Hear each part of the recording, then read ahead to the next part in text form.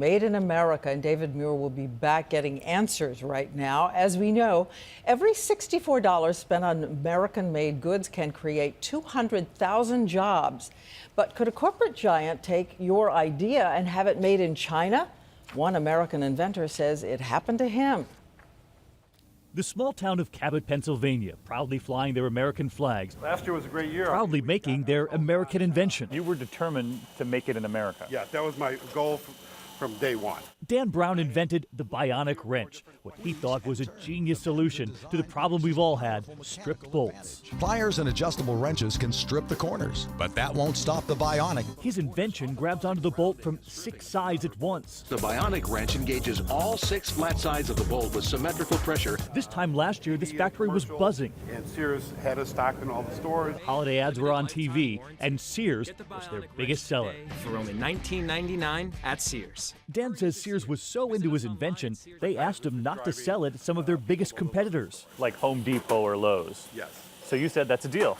Yes. Dan says they sold more than 200,000 wrenches with Sears last Christmas. They kept doing business this year. Then suddenly, he says, no deal for this Christmas. They've had to lay off 30 workers. Did you wonder what was going on? Oh, of course we did. But then Dan heard from a customer who noticed something, telling him there was now another wrench with what appeared to be a similar mechanism on the shelf at Sears, but this one made in China and sold under the Sears brand Craftsman.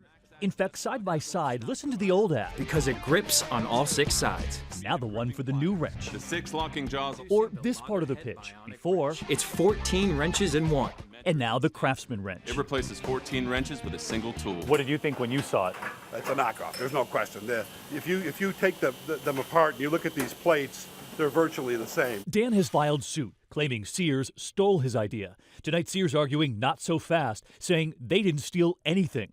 Emailing us this statement, the allegations made by Mr. Brown simply are untrue. They go on to write, despite some visual similarities to other tools on the market, the Craftsman Max Access locking wrench operates in a different way, using a mechanism designed in the 1950s. What do you say to Sears when they say this is not the same wrench? They're lying. That's what I say. They're lying. Dan argues small-town American inventors rarely have the means to fight back. It can cost up to $50,000 just to get that original patent. Don Sweeney on the assembly line, one of the few workers left, watching those 30 co-workers leave. All the jobs are going over to China. That's the way it is. It just tears me apart. I mean, what more can we do? If we don't stop this, I mean, we'll have no jobs left. Our team did go out and buy both wrenches today, both the same price, the before and now the new one here. And while that American inventor argues the tools have the same mechanism, whether it's a ripoff or not will be up to the courts to decide now.